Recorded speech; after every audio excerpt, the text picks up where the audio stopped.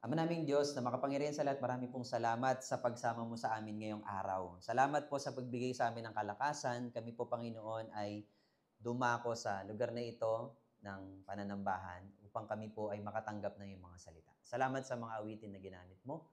At sa text ng pagbabatayan namin, magliwanag nawa po ang yung mga salita. Sa tulong ng banal na Espiritu, magkaroon kami ng knowledge and wisdom. Give us strength and yung fellowship with the Holy Spirit, ma-experience din po namin. At kami po ay mabago. Lalabas kami ng iglesyang ito, ng bahay-sambahang ito na may napulot kami na aral na dapat po namin ma-apply sa aming buhay. Salamat po sa inyo. Ito po aming panalangin sa pangalan ng Panginoon Jesucristo tayo magsabi ng Amen. Pag-usapan po natin yung mamuhay na karapat-dapat sa pagtawag ng Panginoon. Dito po ay medyo magkaroon lang tayo ng kaunting pag-aaral sa mga naunang chapter. Kasi essential yun para maunawaan natin yung chapter 4. Kasi nagsimula yung chapter 4 ng I therefore. Kasi nga chapter 4 siya. I therefore. Ibig sabihin nun, it is a conclusion ng mga naunang chapters. Dito niya binigyan ng tuldok. Nag-conclude siya dun sa verse 1 ng chapter 4. Ibig sabihin, merong naunang punto si Apostol Pablo na dapat nating ma-pick up prior sa chapter 4. So, isa-isayin natin po yun. Sa chapter 1, mapapansin po natin sa chapter 1, dito binabanggit ni Apostol San Pablo na tayo ay predestined. Tayo po ay tinawag. Tayo ay pinili ng Panginoon. Tandaan po natin, sa chapter 1, pinapaliwanag na ang mga tao never na naunang pinili ang Diyos. Never na ang tao ang naunang naghanap sa Diyos. Wala pong may pagmamalaki yung tao sapagkat ang Diyos mismo yung nag-initiate na piliin po tayo. Wala po tayo may pagmamalaki. Amen po ba doon? Ayan yung chapter 1. Yung chapter 2 naman, pinapaliwanag dito, yung sa chapter 1 pa rin. That is, it is only by grace, through faith, nagkaroon po tayo ng pagkakakilanlan sa Panginoon. Kaya tayo nabanggit na sons and daughters of Christ, it is only by grace. Biyaya. Wala po tayong ginawa para makamit po natin. Even yung pagsampalataya ay ibinigay din sa atin ng Panginoon to respond to the message of the gospel. Amen po ba doon ulit? At pinagpatuloy po yon in chapter 2 that we are one in Christ, not in flesh, not in culture, no, not in the bloodline. Na tayo po ay mga Israelita. Sino po ba dito mukhang Israelita? Meron? Wow, Nax. Israelita. Now, nakuha po natin, tayo po yung mga Pilipino, hindi po tayo mga Hudyo. Tama po. Meron ba nalilito dito? May claim na Hudyo siya. Dito siya pinanganak. We are one in Christ not because tayo ay na-circumcised sa flesh, but we are circumcised in spirit. Nakuha po natin? Doon po tayo nagkaroon ng identity. Hindi na po kailangang ituliin para maging bahagi ng pananampalataya ng Hudyo. Bagkus, yung pagtutuli nangyari sa puso. Amen ba doon? Doon tayo nagkaroon ng identity. Kaya tayo na-belong sa family of Christ, not because we are circumcised in flesh, but we are circumcised in spirit. That's chapter 2, yung mga huling bahagi. And in chapter 3, pag pinagpatuloy po natin, binigyan na naman ng diin yung gospel na meron po sa atin na dapat pong pinapahalagahan po natin yung mabuting balita na natanggap natin by grace. Biyaya lang po ng Panginoon. Pinapahalagahan natin yung mensahe na ito. Ito po yung nagsasaturate sa ating mga buhay. Ito po yung namamalagi. Ito po yung nag-ground. Ito po yung nagdidikta. Ito po yung naggagabay po sa atin upang maging matama po yung lahat ng pagpili natin sa ating buhay, lahat ng ating ginagawa po. It is the gospel. At magagawa lamang po natin yan sa mga latter part ng chapter 3 dahil po sa spiritual strength na nanggagaling po kay Lord. And dito na po tayo papasok.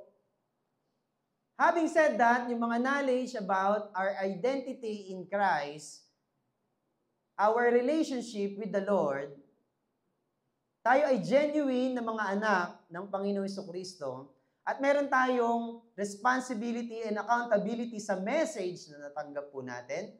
At para may pagpatuloy po natin yung message na yon, ay nagre-rely at nagde-depend tayo sa spiritual strength na pinagkakaloob ng Panginoon At papasok na po tayo sa chapter 4. Na dapat daw po tayo bilang mga anak ng Diyos ay nagkakaisa dito sa single message na ito na tanggap po natin. Amen po ba? We are united because we have the same message. Because meron tayong iisang identity. Tagalogin, pagkakakilanlan. Paglalabas po tayo dyan, meron tayong pagkakakilanlan na tayo po ay Christian. Tayo po ay sa Panginoon. Ngayon po, suot-suot ko po yung anniversary t-shirt natin. Ngayon po yan. Cornerstone yan. Hindi ko gusto niyo makita. Alam niyo na yan. Ang mga tao po, hindi po tayo nakikilala kapag lumabas po tayo sa pamamagitan ng ganito. Ay, yung tao na yan, galing sa church na yan kasi ang ganda ng t-shirt na suot niya. Nagkakaisa yung church nila kasi ang ganda ng pagkakadesenyo. Tama, mali? Nakikilala po ba tayo dahil sa ganda ng t-shirt natin? Dito sa community natin? Saan tayo nakikilala, mga kapatid? Sa pag-uugali po natin, mga kapatid. Na-identify tayo kung anong brand ng church po natin. Hindi dahil napakaganda ng pagkaplano, disenyo ng t-shirt natin. Hindi ko dina-downgrade na maganda yung pagkakadesign. Maganda po ito. Open pa po ba yung pag-purchase? Pinapalag ko na pala. Tulong sa church. Nakuha natin. Doon sa paano natin na-maintain yung pagkakaisa natin kay Lord. Nakukuha niyo na po ba kung saan po ako papunta? Kung paano ko po kayo ililid sa sermon po natin ngayong umaga. Naaalala tayo ng mga tao sa paligid kung paano po natin i-handle yung loob ng church. Amen po? Yeah, totoo po yan. And mag-survey po tayo sa labas. Paano binu-view ang cornerstone? Makakarinig ba kayo ng sagot? Ganda ng kulay blue ng t-shirt ng wow eh. Hindi, mas maganda yung black ng saan. Nagtatalo ba sila dahil sa kulay at ganda ng sinuot kong damit? Hindi po, mga kapatid. Dito po makikita po natin, ang pag-uusapan natin, title natin, Mamuhay na karapat-dapat sa pagtawag ng Diyos. Mamuhay na karapat-dapat sa pagtawag ng Diyos. Lahat po tayo ay tinatawag po ng Diyos. Napag-aralan po natin last Sunday. The message is available for everyone. Narinig ang kaligtasan, ang mensahe ng kaligtasan. Pero hindi lahat ay anak ng Diyos. At kung anak tayo ng Diyos, tayo ay namumuhay ng karapat-dapat sa pagtawag ng ating Panginoon. Totoo po yan. Nagiging emotional po kapag binabasa ko yung verse 1. Sabi po dito, I therefore a prisoner for the Lord. Nakakatuwa po yung message po niya bilang isang bilanggo dahil sa paglilingkod sa Panginoon. Hindi po binanggit ni Apostol Pablo dito na siya po ay bilanggo ni Caesar, ni Nero. Hindi po binanggit dyan na siya po ay bilanggo ng Roma, mga kapatid. Nakuha po natin yung malalim na mensahe ni Apostol San Pablo. Literal na nasa bilangguan siya nung isinulat po niya ang aklat po na ito. Pero hindi po yan ang ibig sabihin ng verse. Nakuha po natin? Akala po ba natin kailangan natin na nasa kulungan po tayo para maunawaan po natin itong verse 1? Hindi po natin kailangan pumunta ng bilangguan, mga kapatid, para maunawaan po natin yan. Kung totoo yung chapters 1 to 3 po natin, yung message na natanggap po natin kay Lord, mauunawaan po natin yung verse 1 na yan. Na akong ito ay hindi na ako ito. Meron mga passages na sinasabi na ang sarili ay namamatay na. Patay na yung dating ako eh. Sabi nga nung last Sunday, sabi mo sa katabi mo daw, mamatay ka na. Sabi nyo ba yun? Sabi mo nga sa tabi mo, mamatay ka na. Sa flesh. Na hindi na maghahari itong laman na ito ng makasalanan. Tanggapin po natin O, sabihin mo ulit, kapatid, huwag ka na magpanggap. Itong laman na ito ay kagustuhan ay kasalanan. Kaya dapat mamatay na yung laman natin na yan. We are struggling na mamatay yan. Hindi po tayo nag-give in na magpatuloy sa kasalanan, kundi ginagapi natin itong katawan na ito. At another angle na gustong ituro sa atin ni Apostle Paul, bilang isang bilanggo dahil sa paglilingkod sa Panginoon. Amen? Nakuha po natin mga kapatid, bilanggo po tayo. Ano ibig sabihin ng bilanggo? Bounded ka, you are constrained. Diba? Doon sa four corners ng room na kung saan ka nakakulong. Saan po natin kinukulong yung ating isipan, ang ating puso, ang ating buhay? Dahil ba sa mga inuutos po natin na gawin po ninyo? Hindi po, dahil po dito sa salita ng Panginoon. Amen po? Dito po natin ikinakahon ang ating pag-iisip. Napaka-ironic nga po eh. Kung kailan na daw tayo ay napalaya, tayo ay naging alipin. Hello? Pinalaya tayo ng Diyos to become slaves para kay Lord. Amen po? Naaalipin na tayo bilang isang bilanggo dahil sa paglilingkod.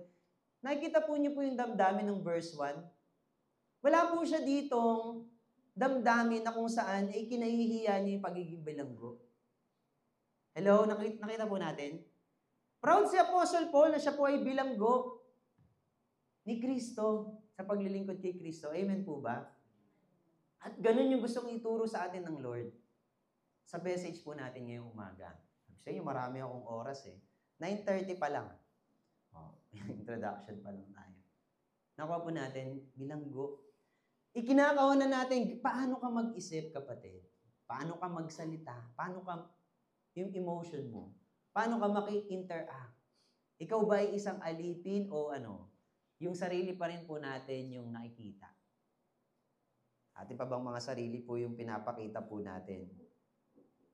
Paano po natin may papakita yung buhay na tinawag ng Panginoon? Meron po tayong opportunity para maipakita po yan. Ito po yun. Yung ating pong kalagayan, hindi po kailangan nakakulong po tayo. Sa ating pong church, pinapangaral po natin yung kalagayan ng iglesia. Sabi dito, kaya't ako, na isang bilanggo dahil sa Panginoon na ikikiusap sa inyo na mamuhay kayo, gaya ng nararapat sa mga tinawag ng Panginoong Diyos. Dapat po sumasalamin yung kung sino po tayo sa kung ano yung iniisip natin, sinasabi natin, ginagawa po natin. Amen po. Amen po. Sumasalamin po siya, mga kapatid. Alam niyo po, may narinig po ako yung salita pong calling. Calling. Ano po yung calling? Yung calling. Hindi naman po siya biblical, pero i-put natin in tamang perspective. The word calling, merong word niya in between. Ano yung matatagpuan nyo na in between na word dun sa calling, salitang calling? All in. Hello? Kung tinawag po tayo ng Panginoon, we have to be all in tayo. Amen? Ano ibig sabihin ng all in? Pag tinawag ka ng Panginoon, all in ka.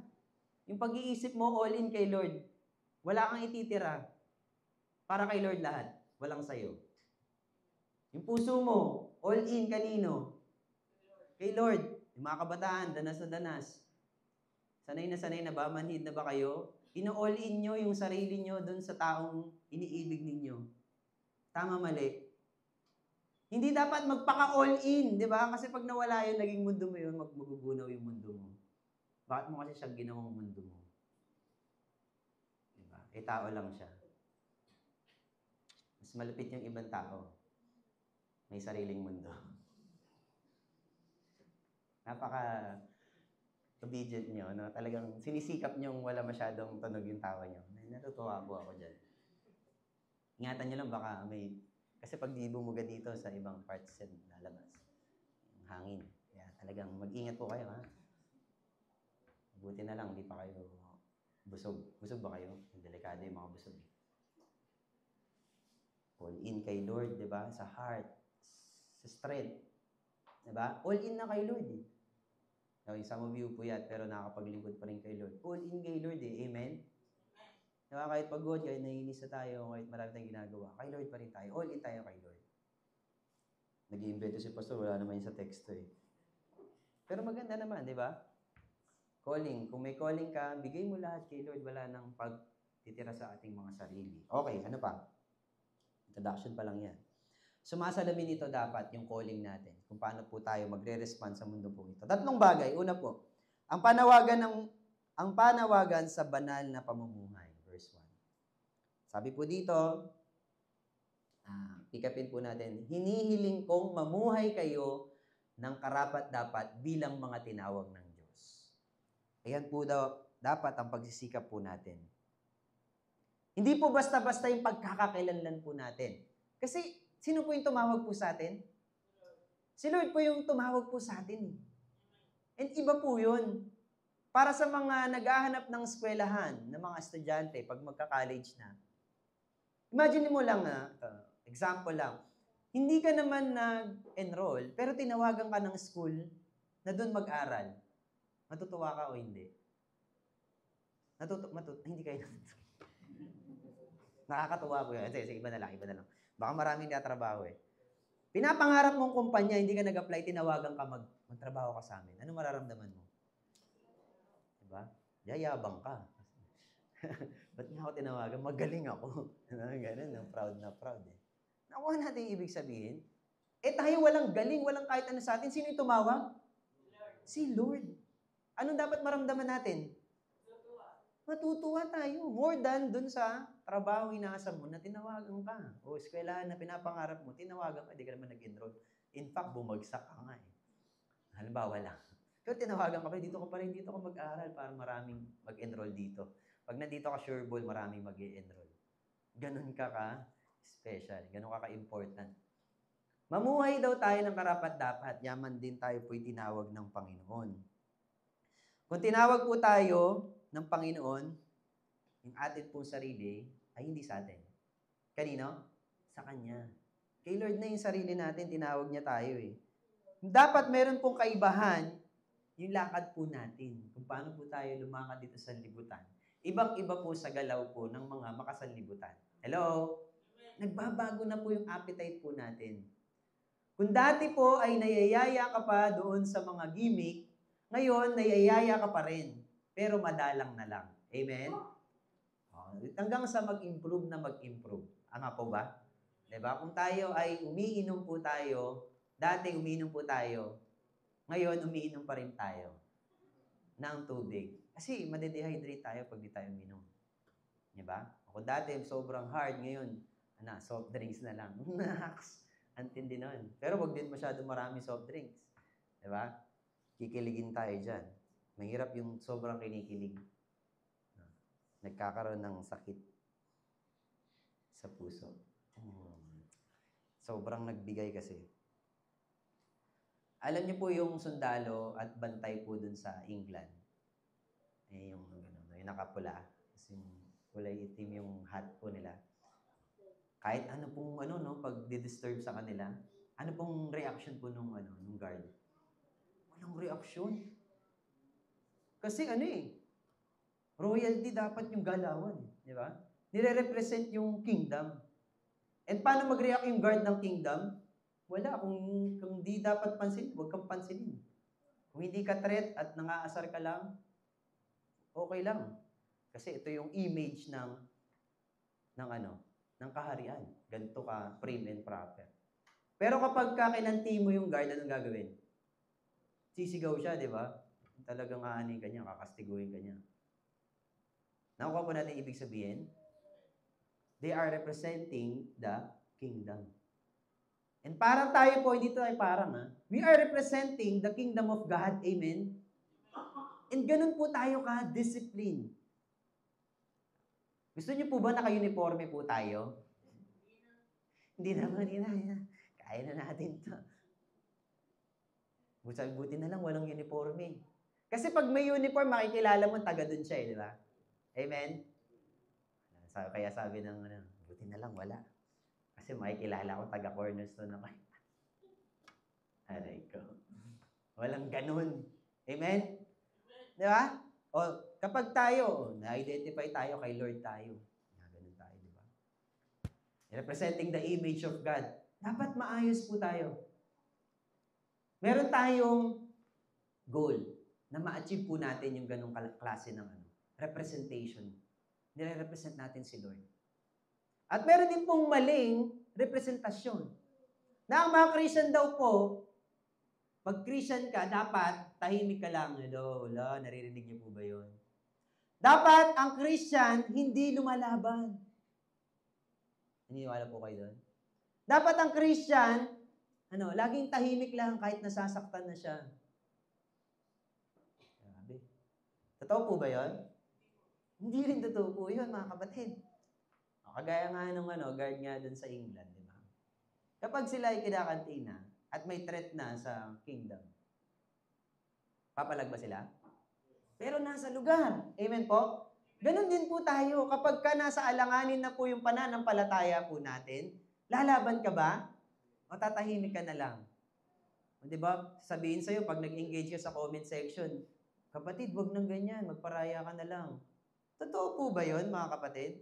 Hindi din po totoo yun. Kung may mali po tayo nakikita sa paligid po natin, kailangan po nating magsalita. Hello? I-proclaim po natin yung katotohanan. Ipaglalaban po ba natin?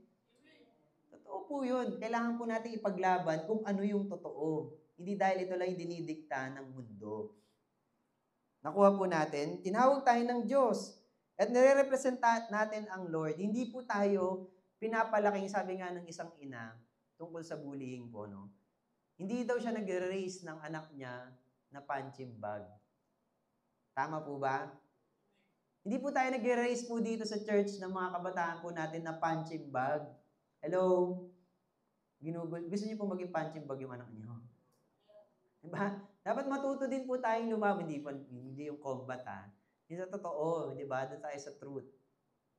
Nire-raise po tayo. Ano po yung description ng Bible sa mga Kristiyano? Punching bag po ba? Yung ginamit sa Bible. Ano po yung mga ginamit na illustration po sa ating mga Christian? Naaalala niyo po. Tayo po ay dinescribe na Sige, kung ano po nasa isip niyo. Dinescribe po tayo ng Bible na O dito sa pinag-uusapan natin, soldiers. Sundalo daw po. Paano po yung sundalo? Binanggit ni Brother Ian.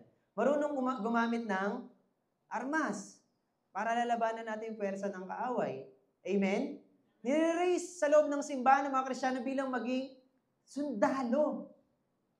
Matitibay yan. Sundalo yan. Handang lumaban po yan para sa katotohanan. Ano pa? Dinescribe ang Christian as farmer. Farmer. Ano ba yung mga farmer? Maagap yan. Di ba? Sa paglilingkod at sa pagtatanim. Nagtatanim. Nagtatanim. Nakuha po natin, masipag. Masigasig. Ano pa? Dinescribe ang Christian as daw po? Yung, ambassador, yes. Pero yung as an athlete, di ba? Atleta. Tignan mo katabi, mukha bang atleta? Pastor, mukhang lang pa. Grabe kayo. Kulang lang sa training. Athlete, nagde-training, di ba yung athlete, di ba? Hindi nag-i-skip ng ng training. Yung diet nila, sobrang strict, no? Tapos hindi lang yung running yung pinaaral nila. Weightlifting pa, no? May mga ganun pa. Mas oras ng tulog. Doon din i-develop ang mga Kristiyano. Hello, mga kapatid. At tingnan mo mga katabi mo, mukha bang sundalo yan? Mukha ba siyang farmer? Mukhang athlete. Toto, sorry. Di ka natatawa ka. Ba inisip mo mukhang paa ng farmer? Ganon? Di ka naman. Kapatid. Hindi natatawa siya. Mukha daw paa ng farmer yung katabi. Grabe naman yun, kapatid. Hindi naman ganun dahil natatawa. Hindi, wala po yun. Wala yun. Lang po yun. Katuwaan lang po yun, no? Sabi kasi ni Pastor, ang hirap pala magpanggap, no? Natama. Sige, magtiis kayo. Tinawag tayo ng Diyos. Araw-araw po ba nakikita na tayo po'y tinawag ng Lord? Araw-araw po ba nakikita mukhang sundalo? Mukha bang farmer? Mukha bang athlete siya? Mukha daw athlete sport daw. Grabe naman yun. Grabe talaga kayo sa mga kapatid natin, ha? Kung tinawag tayo ni Kristo, ano daw dapat yung mga pag-uugali natin? Verse 2. Pasensya po kayo. Sana po kayo ma-offend. No? Verse 2, ano sabi dyan? Ayan na. Sabi dyan, maging mahinahon kayo, magpakumbaba, maunawain, at mapagpamanhin sa pagkukulang ng bawat isa bilang pagpapakita ng pag-ibig niyo. 4 na bagay po yan.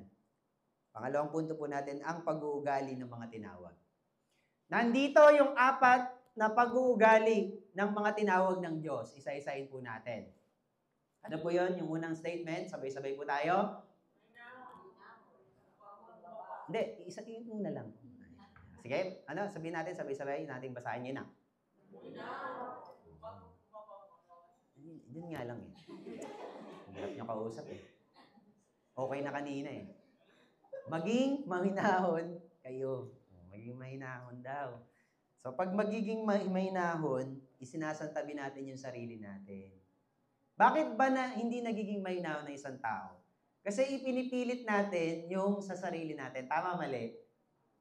Ayokong mahinahon eh. Ito kasi yung pananaw ko diyan eh. Diba? Ito, ganito ko siya naunawaan. Kaya ganito ko siya, passionate tayong sabihin yun. Kasi yung ganun natin siya na-understand. Pero yung pagiging mahinahon po natin, medyo sinasantabi po natin yung sarili po natin. At sinasantabi na rin natin, wag na natin gawin medyo, santabi natin yung sarili natin. Kundi, nagkakaroon po ng puwang yung pagtingin sa kung ano yung tama. Amen? Ang pagiging mahinahon, sinasantabi yung sarili at nagbibigay daan para sa kung ano yung totoo. Amen? Nagiging mahinahon ka kapag sinasantabi mo yung sarili mo at hinahayaan mo mapakinggan kung ano yung sinasabi ng iba at hinahanap natin kung ano yung totoo sa lahat ng sinasabi ng lahat ng tao. Amen po ba? Ganyan po maging mahinahon sa bahay. Nakukuha natin, lahat ng boses merong puwang na mapakinggan po natin. Para sa mga magulang, para maging mahinahon, pakinggan po din natin yung mga anak. At parang unfair naman para sa mga magulang. Parang sinasabi niya na hindi nakikinig ang mga magulang. O sa mga anak naman, magbigay din kayo ng puwang para maintindihan ang sinasabi ng magulang. Amen. Hala, ba't ganun? Ba't mga magulang lang nag-amen? Mga anak, nagbibigay din kayo ng puwang para mapakinggan ng magulang. Amen. Buhay pa nanay mo, sister?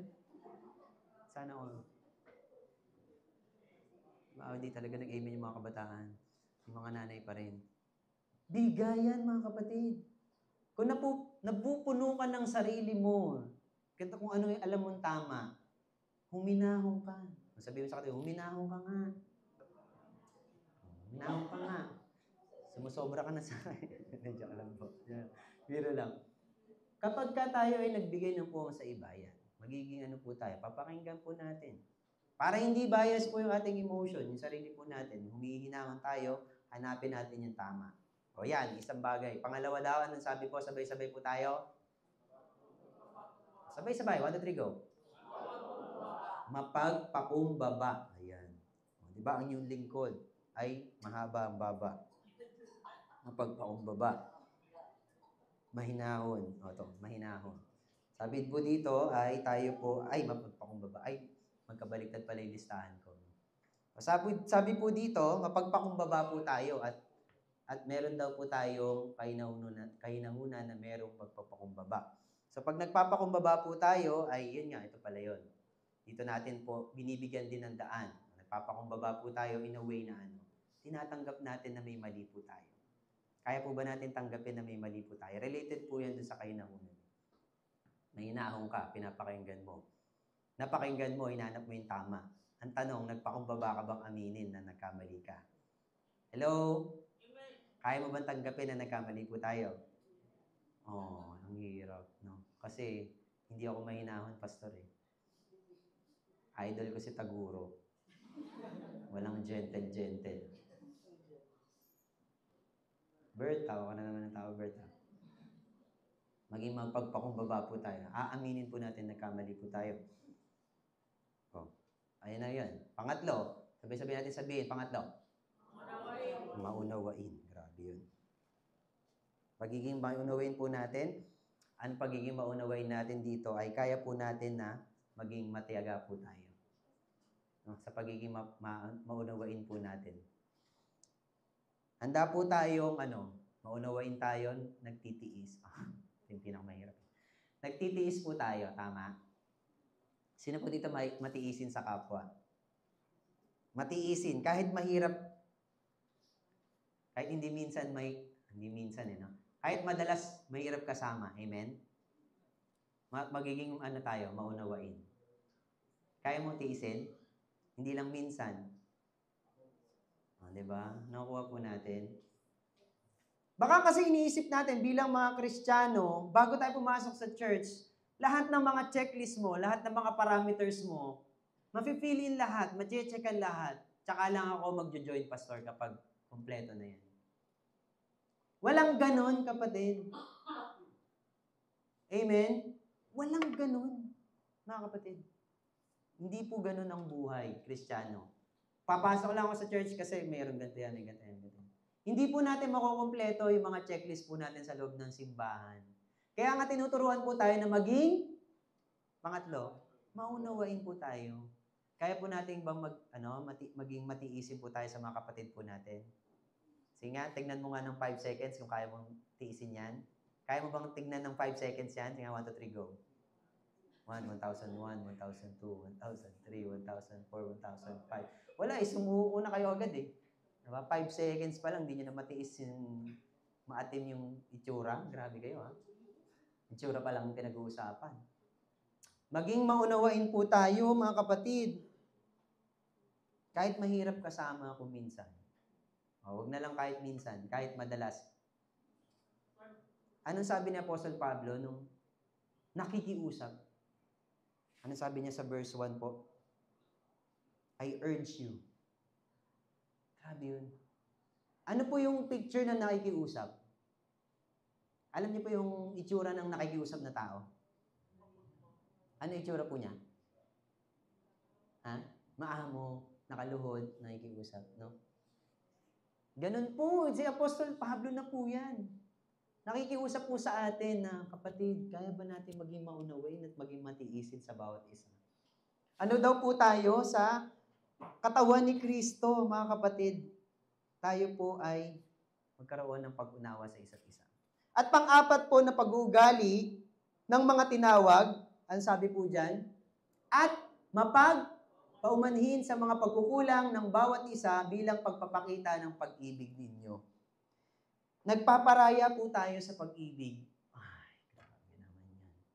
Hindi po ito yung pag-ibig na picture ng mga kabataan na, sige, pareho ko naman silang kaibigan, masaya na ako para sa kanila. Nagpaparaya sa pag-ibig. Aray. Hindi po yun. Hello? Nagpaparaya po tayo sa pamamagitan po ng iniintindi po natin yung kapatiran po natin. Kaya po ba natin intindihin yung bawat isa? Dahil sa pagmamahal. Alam niyo po, para magpatuloy po yung church, kahit marami po tayong pinagdadaanan ng mga struggles, mga challenges, saan po tayo magkakasundo lahat? Sa pag-ibig. Kailangan hanapan po natin sa ating mga kinikilo, sinasabi, ginagawa, asaan po yung pag-ibig po natin doon? Amen? Nasaan po yung pag-ibig po natin kapag dinidil po natin ang mga problema? Amen? Asan po yung pag-ibig natin pag dinidil po natin yung bawat isa? Amen? Nasaan po yung pag-ibig natin pag dinidil po natin na may achievement po siya? Paano po natin pinapakita yung love po natin? Paano po natin pinapakita yung love sa pamamagitan ng disiplina? Paano po natin mapapakita yung love sa pamamagitan ng pagsasaway po natin? Nakukuha po natin mga kapatid. Lahat po yan, yung apat na yan, yung pagiging mapagpakumbaba, pagiging mahinahon po natin, pagiging maunawain o matyaga po natin, pagiging nagpaparaya sa pag-ibig po natin, lahat po ng yan ay kailangan po natin sa atin pong pamamanhik po natin sa pagkakatawag natin kay Lord. Ito po yung mga pag-uugali na dapat meron po tayo. Amen? Ang hirap po, no? Alam niyo po, i-describe po ang simbahan, ang church po natin, ang Church of the Lord, ni Jesus Christ, as a family. Sabay-sabay po natin sabihin, family. Pamilya po tayo sa loob ng simbahan. Sino po nag-institute ng family po? Ang Panginoon. Alam niyo po, hindi po foreigner po yung idea ng pamilya sa Panginoon. Noon pa man, unang-unang establish ng Lord, sino po yung unang kinasal ni Lord? Si Si Eva at Adan. O, huwag nyo nang sundan, ha? Sapokin ko kayo. Gigigil na ako, ha? I-maintain natin. Magtiis kayo. Di ba? In-institute niya yung family, yung idea ng family, the Godhead, also, the Father, there's a Son. Nakuha po natin. Ano pa? Yung church ay tinuring na, ano daw yung church po? Bride. Bride po. Sino po ang grupo natin? Jesus Christ. Merong family. Diyan po ang church po natin. Yun yung picture natin sa loob ng church. At sa isang pamilya po, mga kapatid. Oh, eto, hindi din po foreigner po yung idea ng family po sa atin. Amen po? Oy, umuwi pa ba kayo sa bahay nyo? Hello? O, uwi kayo, ha? Sa isang pamilya kasi, ito, bilang pamilya, ang pamilya po kahit may tampuhan, yan.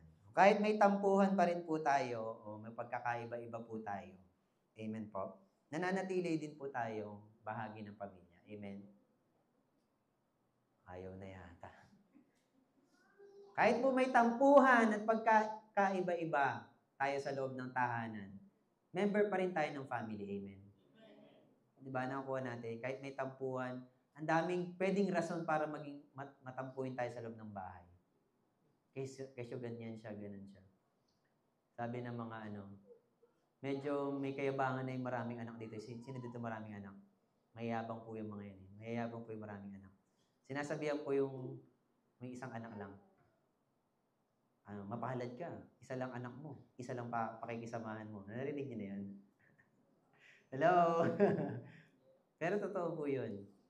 Kasi lahat ng anak po, unique. Amen? Lahat ng anak, unique. Lahat yan, iba-iba na pakikisama mo dyan. Hindi ko na yung unawaan nyo kasi isa lang nga yung anak ko. Hindi, sorry. Diba? Papakisamahan mo lahat yan. Nakuha natin? Bakit? Marami akong kapatid. O, diba? Akala nyo, ha? Ako din, bilang kapatid, marami rin akong pakikisamahan. Iba-iba din po sila. Amen? O, bilang mga anak, baka sinasabi nyo, nagmamalaki lang yung mga magulang. Kaya nyo din po yan. Kayo din, meron din po kayong gampanin, responsibility, na kilalanin nyo din po yung mga magulang nyo. Kilala nyo po yung mga magulang nyo, mga kabataan. Hindi lang po kayo yung pinapakisamahan, matuto din po kayo makisama sa mga magulang nyo. Amen? Mga magulang pa rin nag-amen. Mga kapatid, konting pakikisama naman, oh. Ba? Ay, pinakikisamahan natin. Sa loob ng tahanan, may tampuhan, meron tayong pagkakaiba-iba. Dagdag ko na rin, meron tayong kanya-kanya nating saltik. Meron tayong may mga tama tayo, no? Sa pag-iisip, no? May mga quirks tayo dyan, eh. Tingnan mo yung katabi mo, di ba? Meron, no? Meron, oo daw. Meron. Ang lakas daw, eh. Nananatili po yung samahan po natin dahil may pagpaparaya at pagmamahal. Minsan nga, pag nagre-rebelde, ayaw na sa pamilya, lalabas sa pamilya, hahanapin sa labas ng pamilya. Pag uwi, nadagdagan na. Bumalik din pala. At natuto na siya. Oo nga, tama nga pala. Isang pamilya. Ngayon, dumami na kami. Nakakatawa yung pamilya, dumami na. Pero ang nakakatawa din, dumami na rin yung problema. Pamilya. Haharapin pa rin po natin. Pipiliin lang po ba natin yung mga nagiging problema natin? Kaya po ba natin piliin yung magiging problema natin sa pamilya?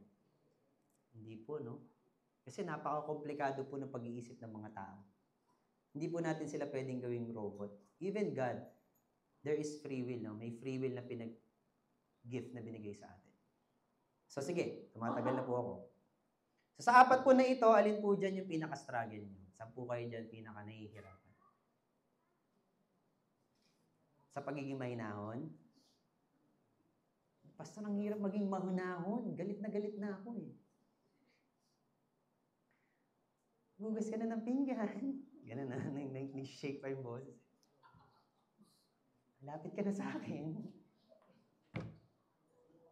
Diba? O, pagiging mahinahon ba, nahihirapan po kayo dyan? Gusto nyo talagang, ganito na ako pinanganak, eh. Hindi na ako magbabago. Laging mataas boses ko. Sabi nga dyan, maging mahinahon tayo. O, so maging struggle ka ngayon, no? Galit na ako. Ganon. Nag-i-struggle. Masa tayo, nag-i-struggle yan. Pagiging mapagpakumbaba. Taga mo sa bato, pastor. Hindi ako hihingi ng tawad sa kanya. Oh, kaya. Grabe yun. Huwag natin itaga sa bato. Diba? Ayaw natin magpakumbaba. Halimbawa lang. Oh, saan tayo nag-i-struggle dyan? Maging maunawain. Yung pagtitiis ba natin?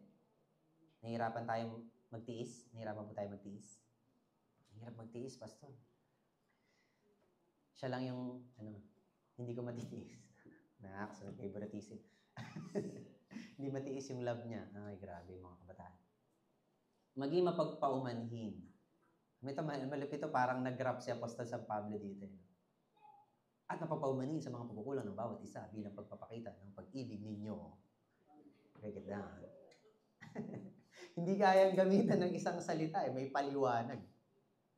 Sabihin na natin, magparaya sa pag-ibig. Amen? Ayan.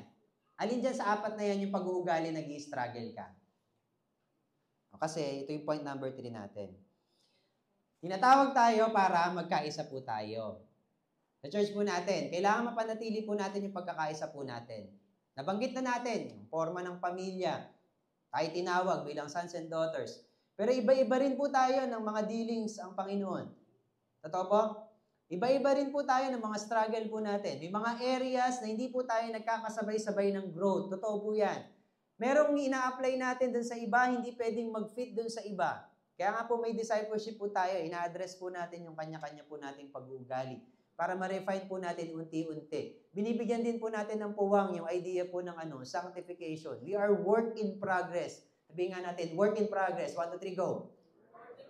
We are work in progress. Patuloy tayong binabago pa ng Panginoon. Nagkakaroon pa ulit ng pagkakataon. God is the God of second, third, fourth. Ang daming mga chances para tayo po ay mabago po tayong lahat. Pero nag-iisa lamang po yung calling po natin. Point number 3 po natin, ang panawagan sa pagkakaisa. Sabay-sabay natin sabihin, pagkakaisa. 1, 2, 3, go. Verses 3 hanggang 6. Ang sabi po dito sa verses 3 hanggang 6. Yan, sige, display natin. Pagsikapan ninyong mapanatili ang pagkakaisa nyo mula sa banal na spirito sa pamamagitan ng mapayapa ninyong pagsasamahan. Next. Sapagkat iisang katawan lamang tayo na may iisang banal na spirito. At iisa rin ang pag-asang ibinigay sa atin nang tawagin tayo ng Diyos.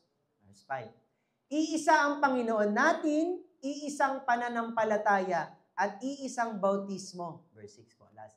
Iisa ang Diyos natin at siya ang Ama nating lahat. Nagahari siya, kumikilos at nananahan sa ating lahat. Purihin po ang Panginoon. Verses 3 hanggang 6 po dito. Dito na po tayo magtatapos sa verse po na ito. Alam niyo po, sa loob ng ating church, lahat po tayo ay iba-iba ng mga atin pong pag-uugali. Pero wag po nating hayaan na yung personal na pag-uugali po natin ang mag-take over sa loob ng simbahan. Hello? Kahit po ako, pwede niyo po akong sawayin. Totoo po yun. Nagpapasaway po ako. Nagpapasaway po. Ay. In a positive way. I mean, inaalaw ko kayong sawayin niyo ako. Hindi ako yung nagpapasaway. Nabubuko tuloy ako dito na pasaway ako. Diba? Kundi yung pagkakaisa natin sa loob ng simbahan dahil sa mga dahilan ng verses 3 hanggang 6, mga kapatid. Hindi yung personal po natin na atake. Ito, ganito ko ito nabibigyo, dapat ganito.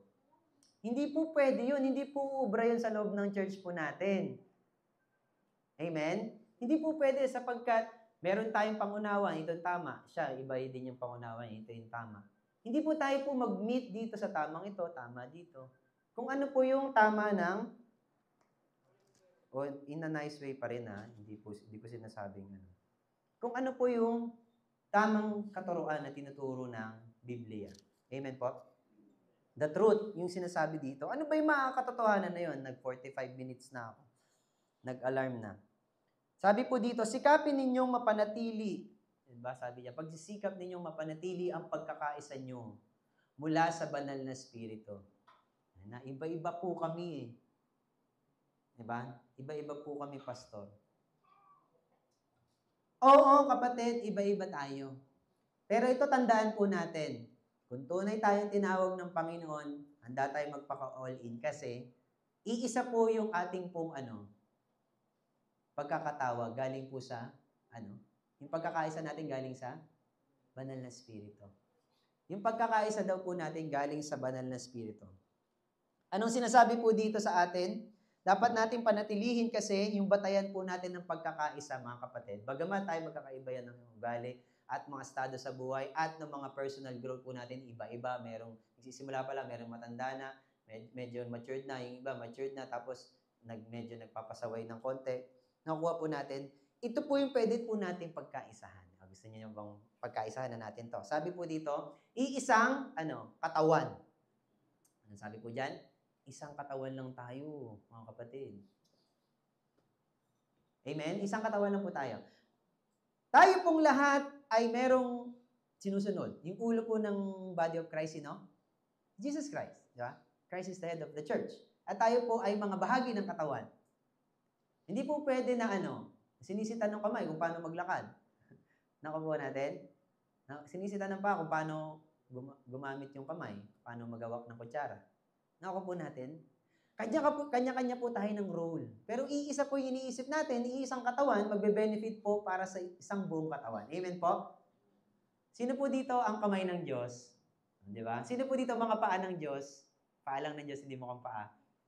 Di ba? Sino dito yung mga mga puso, may maunawain yung puso, may mercy na heart siya. Di ba? Sino dito yung lakas? Di ba? Nakuha natin yung likod ni Lord. O, sino dyan? Kanya-kanya po tayo ng role. Ang dapat po natin pagkaisahan, paano tayo magbe-benefit dun sa iisang katawan na meron tayo? Amen po ba? Hindi, mali pala yun. Diba? Tinutulungan po natin yung isang buong katawan para mag-function siya ng maayos. Paano po natin magagawa po yun? Gawin po natin yung kanya-kanya po nating role sa loob ng church. Nakuha po natin? Yung pagtaas ng kamay natin, yung nagsasong worship leading, diba? Song leading. Yung pagbaba naman ng kamay sa pagpuskos ng kubeta, pareho po ba yun? Ha? Yes, may benefit po yun sa body of Christ. Amen po ba? Amen? Baka akala nyo lang, kasi yun yung nakikita. Merong mga gawain na hindi nakikita, pero may ambag sa body of Christ. Amen po ba? Kaya lahat po tayo merong ambag sa loob ng simbahan. May iba, hindi natin na-appreciate, di ba? Pero pagdaan nyo po dyan sa gate, di ba? Mayroon po ba kayo sino po dito nakatapak ng landmine? Meron po ba? Nabibiktima pa dito? Ha? O, wala na. Praise God. Bakit? Kasi merong nagwalis ng landmine. O, praise God. Amen ba doon? Doon pa lang, pagpasa mo pa lang ng gate, nag-start na yung worship di ba? Amen. Kasi nakaka-contribute tayo sa body of Christ. Totoo po yun, mga kapatid. O, di ba, patatapos yung worship service, yung iba sa inyo pupunta sa outreach. Nagpapatuloy yung ating body of Christ. Di ba? Natapos yung worship service, all throughout the week, may nananalangin po para sa atin, nag-i-intercede para sa atin. Lahat po yan may ambag, o di ba? Hindi pwedeng sabihin, hindi, malaki yung binigay ko na tithes and offering. O, for sure, kung meron may malaki, di ba? Pero, meron din na malaki yung binibigay na time para mag-pray para sa bawat isa. Hindi nakikita, di ba? May dumadalaw, meron nag-uunawa, may nakikinig. Hello?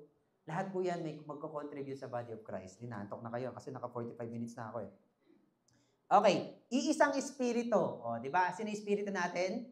Holy Spirit. O, isang espiritu po tayo, mga kapatid.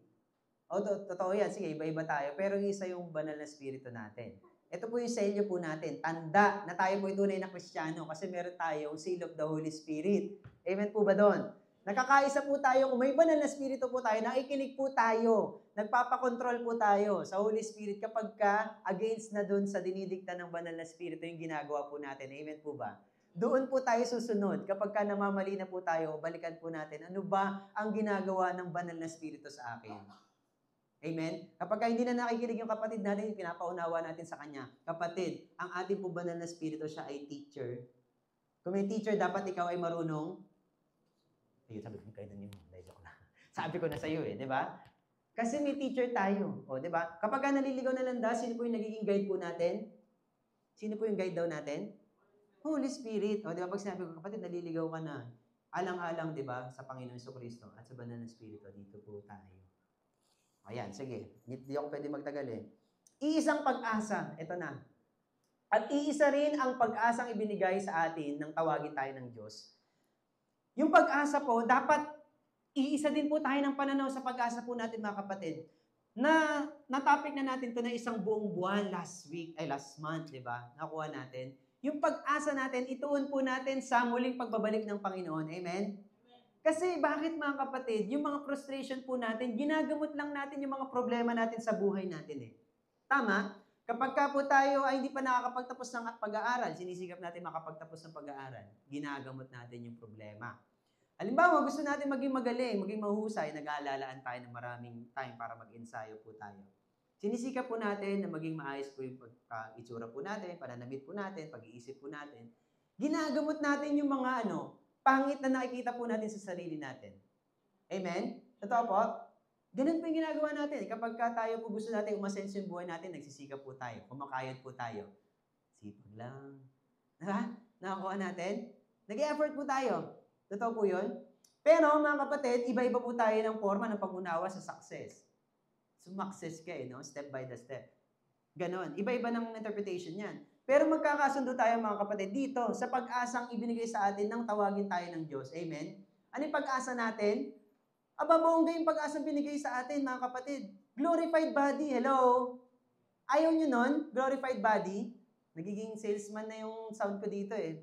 Avail now for 30 days trial. Di ba? You will experience glorified body for 2. That's 400 pounds for the family of 4. Hello, mga kapatid, nakuha natin. Ano ibig sabihin ng glorified body? Kahit magpuyat ka, pag gising mo kinabukasan, fresh ka pa din. Hello? At saka pag-asa din yun, kahit na natulog na, pag gising kinabukasan, hindi pa rin mukhang fresh. Grabe din yun. O glorified body yung pag-asa nun. Amen? Nakakuha natin yung ibig sabihin, mga kapatid. Ito hindi na napapagod, hindi na nagugutom, hindi na nasasaktan. Yan po yung ibinibigay, naalok po sa atin na buhay kasama ang Panginoon. Amen po ba? Sino ba dito gusto magstay ng 1,000 taon dito sa lupa? 1,000 taon ka rin magbabayad ng utang mo. Hello? Ay, diba napatay mo, nahirap ng tanggapin nun Diba? Wala nang utang na babayaran, diba? Wala nang bayarin sino yung kinaiinisan ng mga tao? Si Judith. Wala nang Judith sa langit, mga kapatid. Di ba? Walang baha sa langit. Bira, baha na yan. Binabaha na yung alabang ngayon. Imagine niyo yun. Anong nangyari sa mga natin? Kasi yung Skyway, nakita ko yun Walang dinadaanan yung tubig. May time kayo? Tara, ayusin nga natin yung drainage. Tulong na tayo. Binabaha na. Dati hindi, Grabe. Ba't ba tayo napunta doon? Kasi yung pag-asa nga natin, wala dito sa lupa Kahit magkaroon ng drainage dyan, mga kapatid. Diba? Nakuha natin. Hindi po tayo makakaasa ng maayos na buhay sa mga politician po.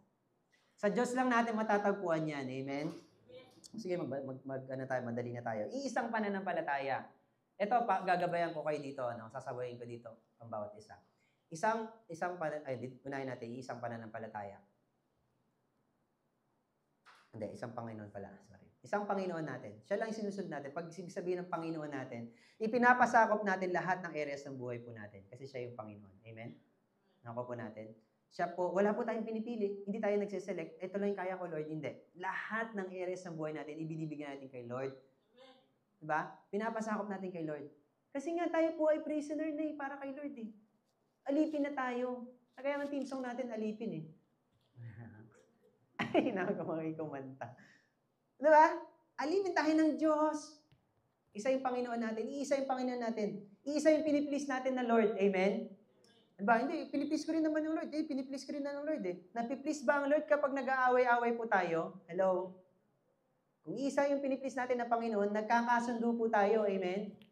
Nagkakasundo tayo. Isa lang po yung pinapapurihan natin. Dapat tayo magpakumbaba, magtiis, di ba? Kung magpakumbaba tayo, maging mahinahon po tayo. At alang-alang sa pag-ibig, tayo po ay nagpaparaya. Ano sabi dito? Iisang pananampalataya. Yung iisang pananampalataya ang sinasabi po dito, mga kapatid. Ang pananampalataya po natin ay ano po? Ang pananampalataya natin sa Iisang Diyos na sa tatlong persona. Amen? Mag-ingat po kayo sapagkat merong mga church dyan ng pangalan Jesus Christ, pero si Jesus Christ tao lang. Hello, tama, mali? Mali! O meron nga yung Jesus Christ, Tagalogin mo. Meron dyan. Anong pangalan? Tagalog. Anong pangalan nun? Yun! Di ba? Nakuha natin? Hello, shout out. Sa online natin dyan. Di ba? Pangalan, si Kristo, pero hindi siya Diyos. Ano yun? Mali po yun. Iisang pananampalataya, ibig sabihin po natin, yung Godhead natin, one God in three person, mga kapatid. Amen? Nananampalataya po natin, first century church, walang word na Trinity, mga kapatid, no? Walang word na Trinity, yung one God in three person. Pero, hindi ma-deny ng mga church fathers po natin the existence na sinasabi sa mga scripture. The God the Father is a God, no? Is God. God the Son is God. And God the Holy Spirit is God. Different role.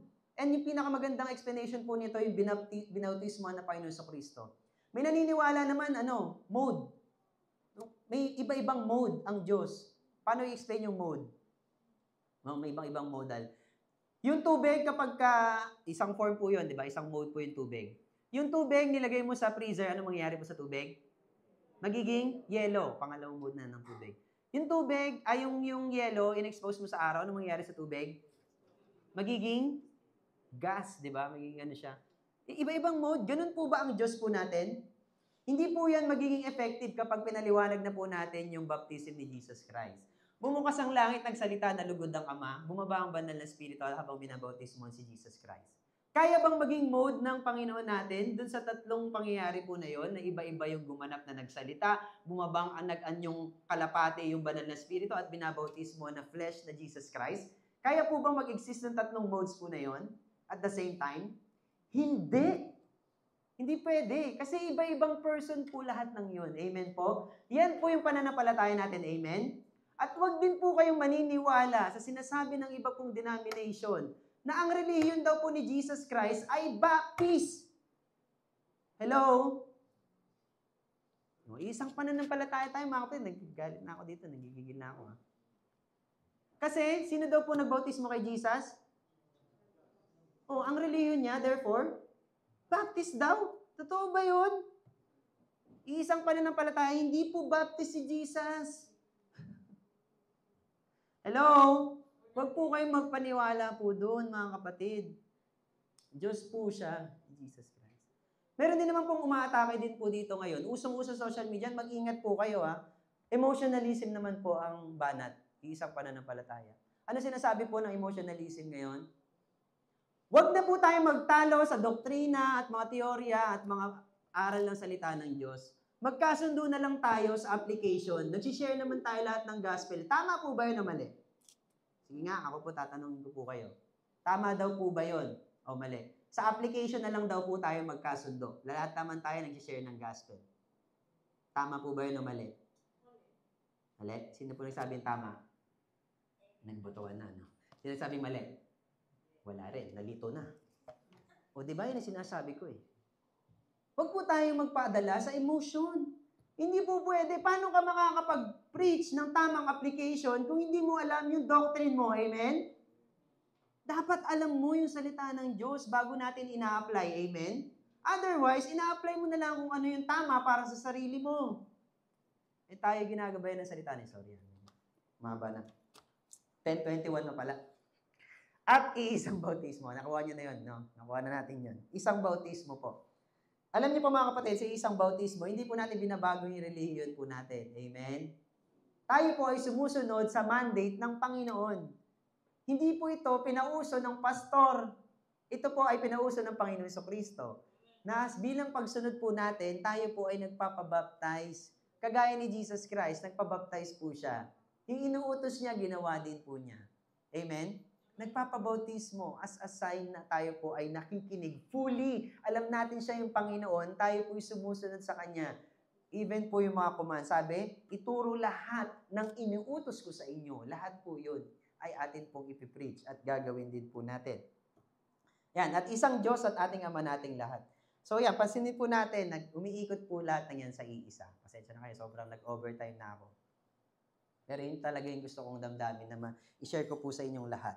So, magkaisa po tayo mga kapatid. Tigilan na po natin yung mga maliliit na bagay. Amen? Amen. Pagparaya na po natin yan mga kapatid. At tayo po ay maglingkod ng tapat sa Panginoon. Amen po ba? Alam niyo po, kailangan po tayo masanay sa mga tamang judgment sa church. Bakit po? Tayo daw po yung magja-judge ng word eh. Diba? Nakuha po natin. Kaya dapat sabi, huwag kayong judgmental. Hindi rin po totoo yun. Kailangan ayusin po natin yung mga judgment natin sa buhay. Na dapat aligned sa Word of God. Sige, in conclusion na. Sige na, pastor, sobra ka na. Sumusobra ka na, ang taas na ng boses mo. Sabi nga, maging mahinahon. Hindi po ako galit. Mataas na yung boses. Naging magulang na naman. Ano no? Card ng mga magulang. Okay, sige. Haba pa yan. Sige. Mga kapatid, na maging malinaw yung hamon ni Apostol San Pablo. Ano yung hamon? Mamuhay na karapat-dapat sa tawag ng Diyos. Pangalawa, isabuhay ang ugali ng mapagpakumbaba, mahinahon, matyaga, at nagpaparaya. At pangatlo, sikapin po natin yung pagkakaisa na binigay ng Espiritu. Magsikap po tayo. Mahirap, pero isikapin po natin. Amen po ba? So, yung pamumuhay po natin ng karapat-dapat sa tawag ng Diyos ay nakikita po sa pagpapakumbaba natin, pagpaparaya, at pagpapanatili ng pagkakaisa ng Espiritu. Tayo po ay, kung iisipin natin, mag-close po tayo dun sa sinabi ni Bishop Ding ng last time na nag-preach siya, last month. Kung tayo daw po ba ay hahanapan ng ebidensya na tayo'y lingkod ng Diyos, sapat po ba yung ebidensya na makakalap po sa atin na Christian ka? Hello? Mag-end po tayo dun. Kung tayo po ay mahuhuli dyan at naghanap ng evidence na ikaw ay lingkod ng Diyos, mapapatunayan ba na ikaw po ay anak ng Diyos, tagasunod ni Kristo? Ayan po yung challenge natin mga kapatid. Kasi kung hindi pa, kailangan natin balikan yung aral. Chapters 1 and 2 and 3 ng Ephesians, aralin natin. Diba? And with that, tayo po'y sama-samang manalangin. Ama naming Diyos, makapangyarihan sa lahat, marami pong salamat sa iyong mga salita. Give us strength, guidance, at mapapurihan ka po namin sa loob ng church na ito. Na maisan tabi po namin yung aming mga sarili at magbigay puwang sa mga pagkilos na gusto mong gawin po sa amin. Mga areas na dapat naming baguhin upang mapanatili po yung pagkakaisa namin na bigay ng Espiritu, ng banal na Espiritu. Bless us, O Lord, kami makapamuhay na may pag-ibig, maging maayos ang aming relasyon sa inyo, unang-una, at relasyon namin sa mga kapatiran. Salamat po sa pag-alala mo sa amin, pinapapurihan ka namin at sinasamba. Ito po ang panalangin sa pangalan ng Panginoon Kristo tayo magsabi ng Amen.